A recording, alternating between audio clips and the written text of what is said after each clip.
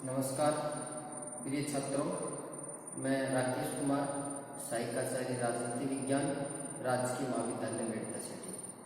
आज हम इस वीडियो के अंतर्गत बीए पार्ट सेकंड में भारतीय राज्य व्यवस्था के अंतर्गत आपातकालीन प्रावधानों के संबंध में चर्चा करेंगे, अध्ययन करेंगे।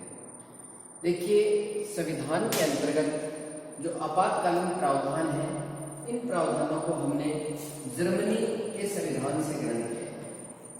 संविधान के अंदर, भारत के संविधान में आपातकालीन प्रावधान है, ये जर्मनी के संविधान से लिए गए हैं। और आपातकालीन प्रावधानों का उल्लेख संविधान के अंतर्गत संविधान के भाग 18 के अंतर्गत कापे हैं।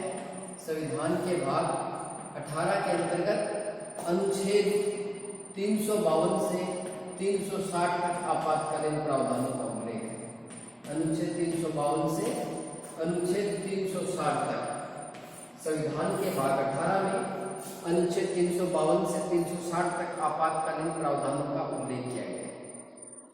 भारत के संविधान के अंतर्गत जो आपातकाल है, उस आपातकाल शब्द की कोई परिभाषा नहीं दी गई कि आपातकाल किसे माना जाएगा या आपातकाल किस परिस्थिति को हम आपातकाल समझेंगे या आपातकाल क्या होगा, इसकी परिभाषा यानी आपातकाल शब्द को संविधान के अंतर्गत कहीं पर भी परिभाषित नहीं किया गया है।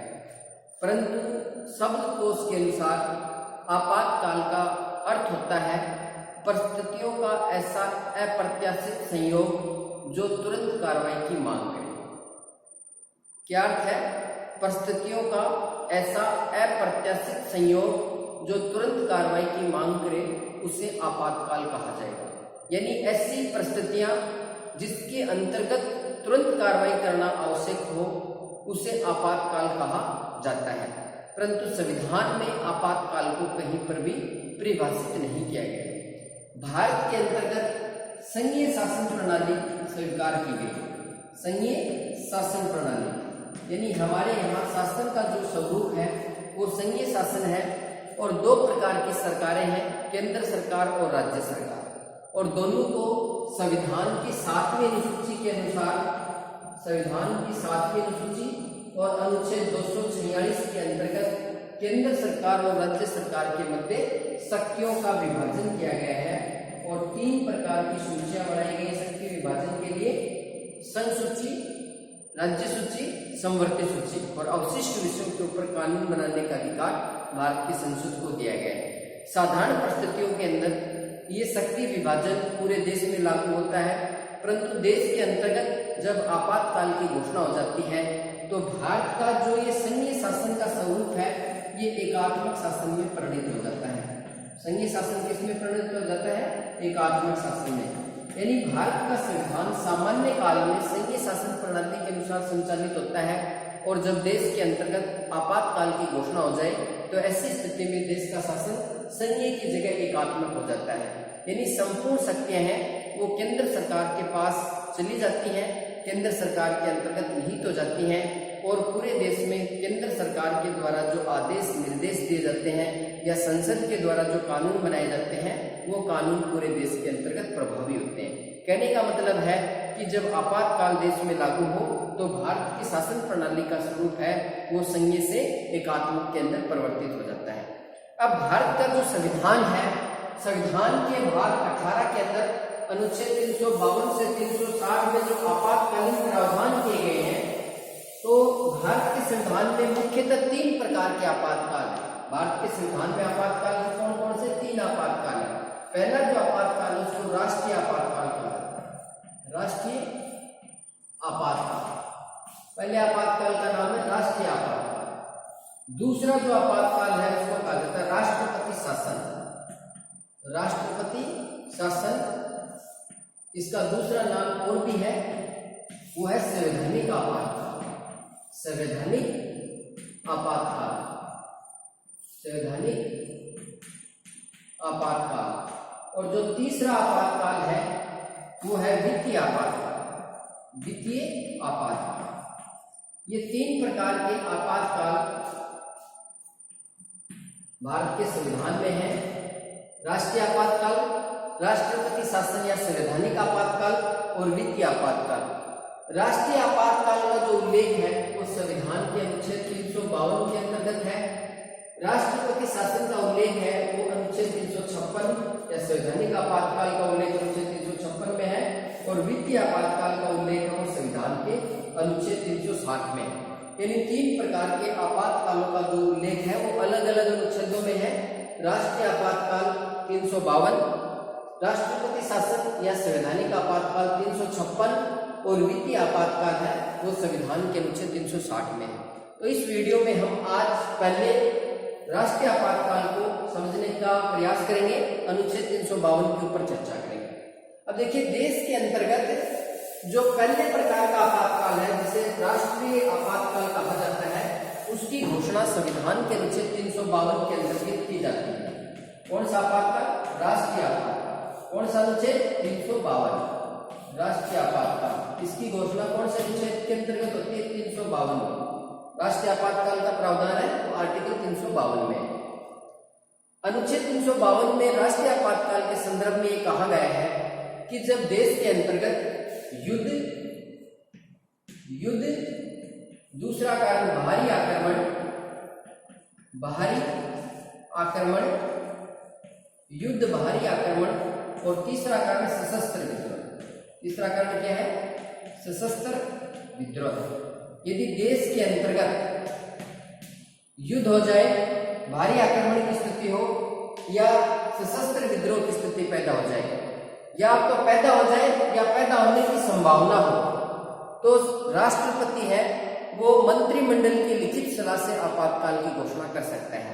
यानी राष्ट्रीय आपातकाल के संविधान के अंतर्गत 3 आधार दिए गए हैं। युद्ध, किसी दूसरे देश के साथ भारत का युद्ध प्रारंभ हो जाए, भारी आक्रमण, कोई दूसरा देश भारत के ऊपर आक्रमण कर दे, और सशस्त्र विद्रोह, देश के अंतर्गत नागरिकों में ही आपस में हथियारों से यदि मारकाट पैदा हो जाती है, अशांति पैदा हो जाती है, उसे सशस्त्र विद्रोह कहा जाता है। हथियारों के साथ देश के अंदर ही विद्रोह या अशांति पैदा हो जाए तो उसे सशस्त्र विद्रोह कहा जाएगा। तो यदि ये 3 में से किसी भी एक प्रकार की परिस्थिति पैदा हो जाती है देश के अंतर्गत, या पैदा हो जाती है या पैदा होने की संभावना हो जाती है, यानी पैदा हुई नहीं है परंतु संभावना है इस प्रकार की कि देश के अंदर युद्ध, भारी आक्रमण या सशस्त्र विद्रोह की संभावना भी है। एक तो वास्तव में यदि स्थिति आ जाए या एक दूसरी संभावना भी इस प्रकार की बनती है, किसी प्रकार की या बनने की संभावना है, तो ऐसी स्थिति के अंतर्गत संविधान के अनुच्छेद 352 के अंतर्गत भारत के राष्ट्रपति हैं वो आपातकाल की घोषणा कर सकते हैं। और राष्ट्रपति आपातकाल की घोषणा किस आधार पर करते हैं? मंत्रिमंडल की लिखित सिफारिश पर। मंत्रिमंडल की लिखित सिफारिश के ऊपर आपातकाल की घोषणा लिखित सिफारिश में की जाती है। मंत्रिमंडल की लिखित सिफारिश। राष्ट्रपति अपने विवेक से आपातकाल की घोषणा नहीं कर सकते। राष्ट्रपति आपातकाल की घोषणा है वो मंत्रिमंडल की लिखित सिफारिश से करते हैं। अब देखिए, अनुच्छेद 352 में जो 3 शब्द आए हैं, युद्ध, दूसरा शब्द भारी आक्रमण और तीसरा शब्द क्या आया था? सशस्त्र विद्रोह। ये 3 आधार है राष्ट्रीय आपातकाल के देश के अंतर्गत। सशस्त्र विद्रोह, इन 3 आधारों पर राष्ट्रीय आपातकाल की घोषणा होती है। संविधान के अंतर्गत ये जो सशस्त्र विद्रोह जो शब्द है ये 44वें संविधान संशोधन 1978 के द्वारा जोड़ा गया है। पहले सशस्त्र विद्रोह शब्द नहीं था संविधान के राष्ट्रीय आपातकाल के लिए। इसकी जगह सशस्त्र विद्रोह शब्द की जगह कौन सा शब्द था?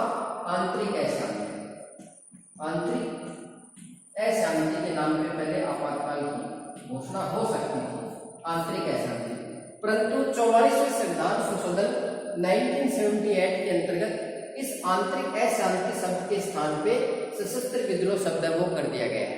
पहले 44वें संविधान संशोधन 1978 से पहले आपातकाल है वो आंतरिक अशांति के नाम पर लगाया जा सकता था, परंतु 44वें संविधान संशोधन 1978 के द्वारा आंतरिक अशांति शब्द को हटा के अनुच्छेद 352 में सशस्त्र विद्रोह शब्द है उसको रख दिया गया है।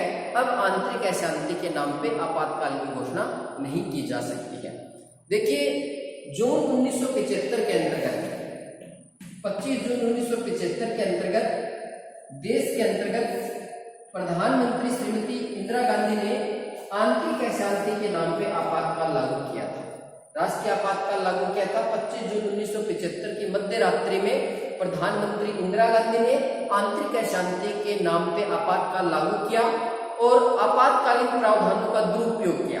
ये जो आपातकाल लगाया था जून 1975 का, ये आपातकाल सत्ताधारी दल ने अपने राजनीतिक स्वार्थ को पूर्ण करने के लिए लगाया था और संवैधानिक प्रावधानों का इसमें काफी दुरुपयोग हुआ था। तो ऐसी स्थिति में इन संवैधानिक प्रावधानों में, आपातकालीन प्रावधानों में जनता सरकार के द्वारा 44वें संविधान संशोधन 1978 के बाद बहुत सारे परिवर्तन किए गए और अब वर्तमान में जो आपातकाल है उसके लिए परिस्थितियां हैं वो कुछ अलग कर दी गई है कि आपातकाल की घोषणा कब और किस तरह से होगी। तो 44वें संविधान संशोधन 1978 के बाद आपातकाल है वो आंतरिक अशांति के नाम पर नहीं लगाया जा सकता। अब आपातकाल है वो युद्ध, भारी आक्रमण और सशस्त्र विद्रोह के आधार पर ही लगाया जा सकता है। दूसरी बात है, मैंने बताया कि आपातकाल की जो घोषणा है वो राष्ट्रपति के द्वारा अपने स्व विवेक से नहीं की जाएगी, क्योंकि जो आपातकालीन शक्तियां हैं वो कहने भर के लिए राष्ट्रपति की शक्तियां हैं, परंतु वास्तविक तौर पे यदि देखा जाए तो आपातकालीन शक्तियां हैं वो प्रधानमंत्री और मंत्रिमंडल की शक्तियां हैं। तो भारत के राष्ट्रपति के द्वारा जो आपातकाल लगाया जाता है या आपातकाल की जो घोषणा की जाती है वो किस आधार पे किसके कहने पे की जाती है? मंत्रिमंडल की लिखित सिफारिश। मंत्रिमंडल की लिखित सिफारिश पे आपातकाल की घोषणा होगी। लिखित सिफारिश, मंत्रिमंडल की लिखित सिफारिश से आपातकाल की घोषणा होगी। और आपातकाल के आधार कौन से हैं? युद्ध, भारी आक्रमण और तीसरा आधार कौन सा है? सशस्त्र विद्रोह। सशस्त्र विद्रोह। और ये सब सशस्त्र विद्रोह कौन से जुड़ा गया है? ये 44वें संविधान संशोधन 1978 के द्वारा इस शब्द को जोड़ा गया। सशस्त्र विद्रोह शब्द को पहले यहाँ आंतरिक अशांति शब्द था। आपातकाल की घोषणा युद्ध, भारी आक्रमण, सशस्त्र विद्रोह के आधार पर हो सकती है और मंत्रिमंडल की लिखित सिफारिश पे होती है। ये जो प्रावधान किया गया है कि आपातकाल की घोषणा राष्ट्रपति मंत्रिमंडल की लिखित सिफारिश से करेगा, ये प्रावधान भी 44वें संविधान संशोधन 1978 के बाद ही किया गया। इससे पहले राष्ट्रपति बिना मंत्रिमंडल की लिखित सिफारिश से आपातकाल की घोषणा कर सकते थे, केवल प्रधानमंत्री के कहने भर से। जून 1975 के अंतर्गत जो आपातकाल लगाया था वो मंत्रिमंडल की लिखित सिफारिश के बिना ही प्रधानमंत्री के कहने मात्र से राष्ट्रपति के द्वारा लगा दिया गया था। परंतु अब 44वें संविधान संशोधन 1978 के बाद ये व्यवस्था कर दी गई कि मंत्रिमंडल की लिखित सिफारिश के बिना राष्ट्रपति आपातकाल की घोषणा है वो नहीं कर सकते। तो मंत्रिमंडल जब तक लिखित सिफारिश नहीं देता, राष्ट्रपति देश में आपातकाल नहीं लगा पाएंगे। अब इसमें देखिए ये शब्द लिया गया है काम में मंत्रिमंडल। यहाँ मंत्रिमंडल शब्द है, न कि मंत्रिपरिषद। कभी कभी परीक्षा में पूछ लेते हैं कि राष्ट्रपति आपातकाल की घोषणा करता है मंत्रिपरिषद की लिखित सिफारिश से। मंत्रिपरिषद शब्द नहीं है, मंत्रिमंडल शब्द है। मंत्रिपरिषद है वो बड़ी इकाई होती है, उसमें कैबिनेट मंत्री, राज्य मंत्री, उप मंत्री, सभी श्रेणियों के मंत्री शामिल होते हैं। और मंत्रिमंडल जो होता है उसमें केवल कैबिनेट स्तर के जो मंत्री हैं वो ही शामिल होते हैं। तो कैबिनेट स्तर के मंत्रियों का जो मंत्रिमंडल होता है उसकी सिफारिश से राष्ट्रपति आपातकाल की घोषणा कर सकता है। मंत्रिपरिषद की सिफारिश की कोई आवश्यकता नहीं है। तो 44वें संविधान संशोधन के द्वारा अनुच्छेद 352 के अंतर्गत मंत्रिमंडल शब्द को काम में लिया गया है, न कि मंत्रिपरिषद। और संविधान में कहीं पर भी मंत्रिमंडल शब्द नहीं है। अनुच्छेद 352 के अंतर्गत ही ये मंत्रिमंडल शब्द है। ये 44वें संविधान संशोधन 1978 के बाद जोड़ा गया। अगला तीसरा प्रावधान आपातकाल के संबंध में कि राष्ट्रपति मंत्रिमंडल की लिखित सिफारिश पे घोषणा करेगा और बिना संसद की स्वीकृति के, बिना संसद की स्वीकृति के, बिना संसद की स्वीकृति के लिए, बिना संसद की स्वीकृति के आपातकाल 1 माह तक लागू रह सकता है। यानी आपातकाल की स्वीकृति वो संसद के द्वारा प्रदान करनी आवश्यक है। यदि संसद आपातकाल को स्वीकृति प्रदान नहीं करती तो 1 माह तक आपातकाल देश में लागू रह सकता है। जिस तिथि को राष्ट्रपति ने आपातकाल की घोषणा की थी उस तिथि से 1 माह तक आपातकाल लागू हो सकता है। जैसे आज 14 सितंबर को आपातकाल की घोषणा की गई, तो आगामी 13 अक्टूबर तक आपातकाल देश में लागू रह सकता है बिना संसद की स्वीकृति के। बिना संसद की स्वीकृति के आपातकाल 1 माह तक लागू रह सकता है। और यदि संसद ने स्वीकृति प्रदान कर दी, यदि संसद ने स्वीकृति प्रदान कर दी आपातकाल की, तो आपातकाल है वो 6 माह तक लागू रह सकता है बिना संसद की स्वीकृति के 1 माह तक। और यदि संसद उसे स्वीकृति प्रदान कर देती है तो घोषणा की तिथि से आपातकाल है वो 6 माह तक प्रभावी हो जाएगा। अब इसमें अगली बात है कि संसद है वो किस प्रकार के बहुमत से आपातकाल को स्वीकृति प्रदान करती है। तो संसद है वो सदन की कुल सदस्य संख्या का बहुमत, सदन की कुल सदस्य संख्या का बहुमत एवं उपस्थित और मतदान में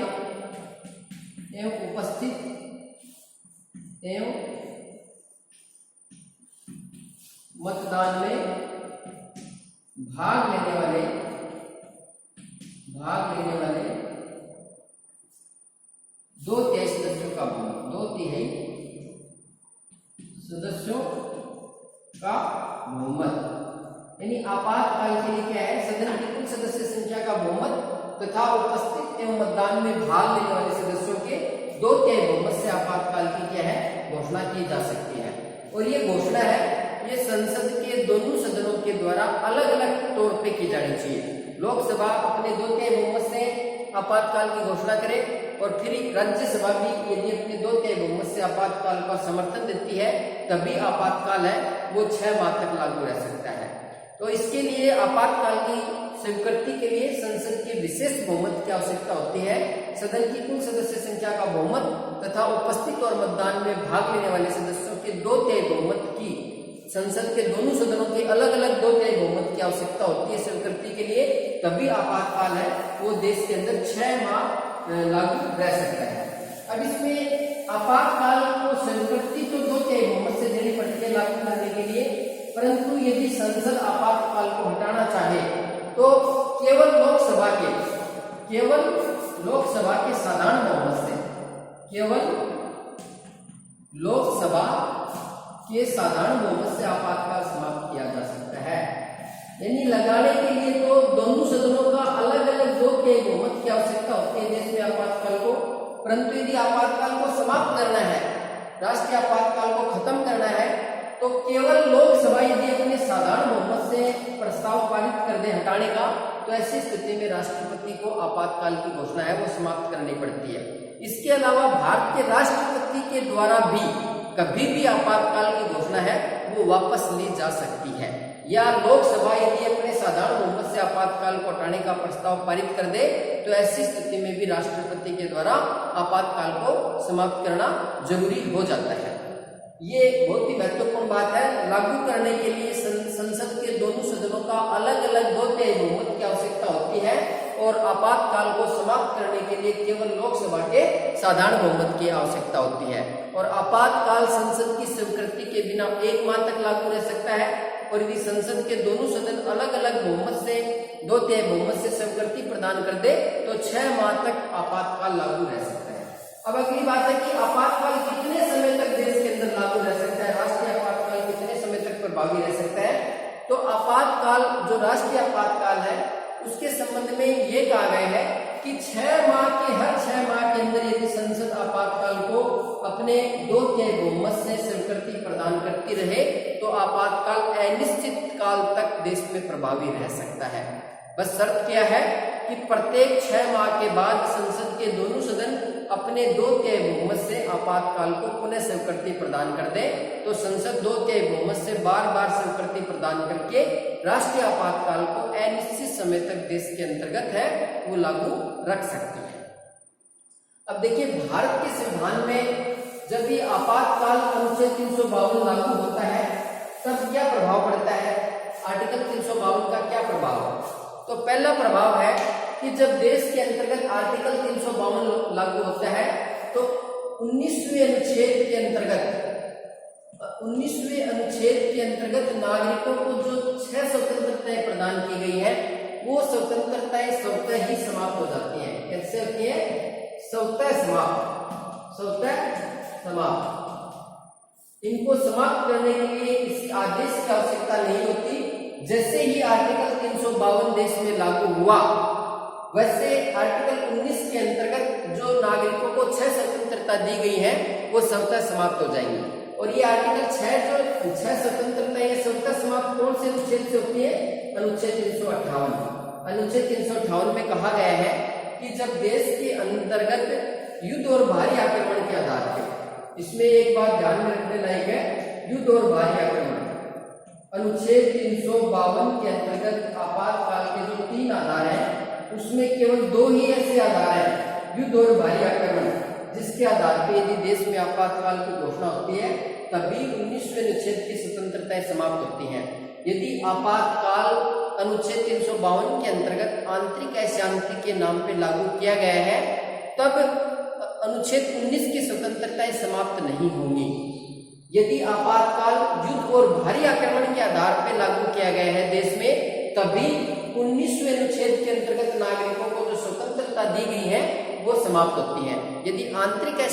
यदि सशस्त्र विद्रोह के कारण आपातकाल लागू किया गया है तब 19वें अनुच्छेद की स्वतंत्रताएं हैं वो समाप्त नहीं होती। और ये जो स्वतंत्रताएं हैं युद्ध और भारी आक्रमण के कारण यदि आपातकाल लागू है तो स्वतः ही समाप्त हो जाते हैं, आदेश की कोई आवश्यकता नहीं है। ये प्रावधान आर्टिकल 358 के अंतर्गत किया गया है कि जैसे ही अनुच्छेद 352 देश में प्रभावी होगा आर्टिकल 358 लागू हो जाएगा और आर्टिकल 358 लागू होते ही 19वें अनुच्छेद के अंतर्गत जो नागरिकों को 6 स्वतंत्रताएं हैं वो स्वतः समाप्त हो जाएंगी। इनकी रक्षा के लिए व्यक्ति न्याय की शरण नहीं ले सकता। इसके अलावा राष्ट्रपति अन्य मूल अधिकारों का निलंबन कर सकता है। अन्य मूल अधिकारों का क्या कर सकता है? निलंबन। अन्य मूल अधिकारों का निलंबन हो सकता है। परंतु क्या? अनुच्छेद 20 एवं 21 के अंतर्गत जो अधिकार है, अनुच्छेद 20 और 21 में जो जीवन का अधिकार है उन्हें आपातकाल के समय भी निलंबित नहीं किया जा सकता।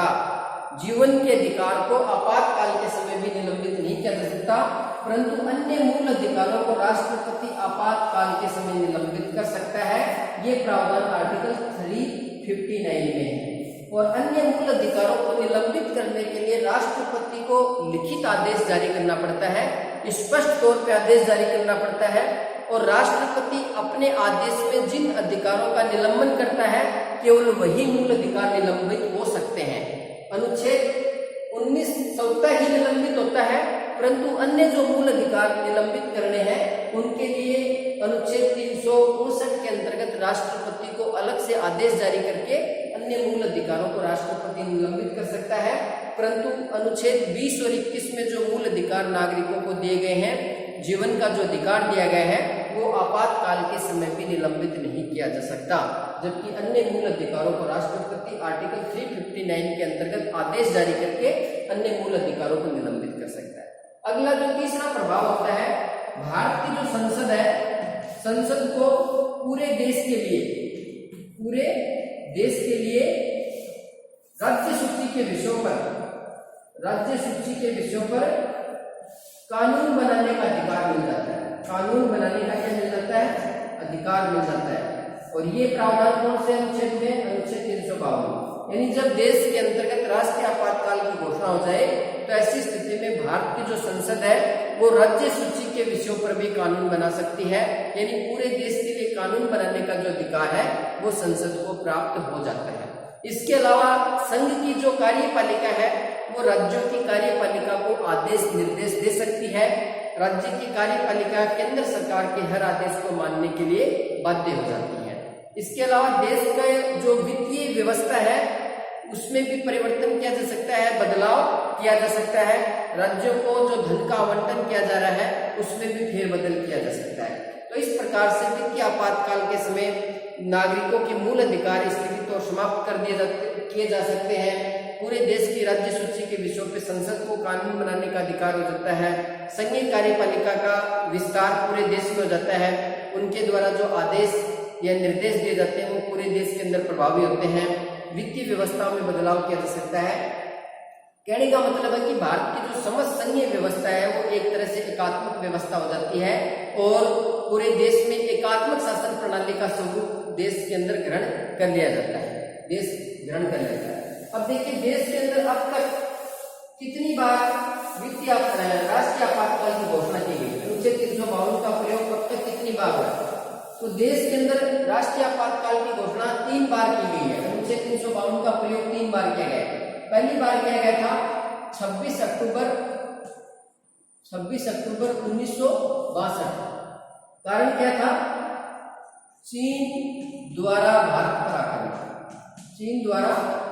भारत पर आक्रमण किया गया, इसलिए आपातकाल की घोषणा की गई। और कब की गई थी? 26 अक्टूबर 1962 को भारत चीन युद्ध के समय। और यह आपातकाल है, ये 10 जनवरी 1968 तक यह आपातकाल देश के अंदर लागू रहा था। 26 अक्टूबर 1962 से 10 जनवरी 1968 तक पहली बार देश में आपातकाल लागू किया गया और चीन के द्वारा जब भारत पर आक्रमण किया गया था ऐसी स्थिति में। दूसरा जो आपातकाल है वो 3 दिसंबर 1971 को ये दूसरे प्रकार का आपातकाल लागू हुआ और ये आपातकाल 22 मार्च 1977 तक देश में लागू हुआ।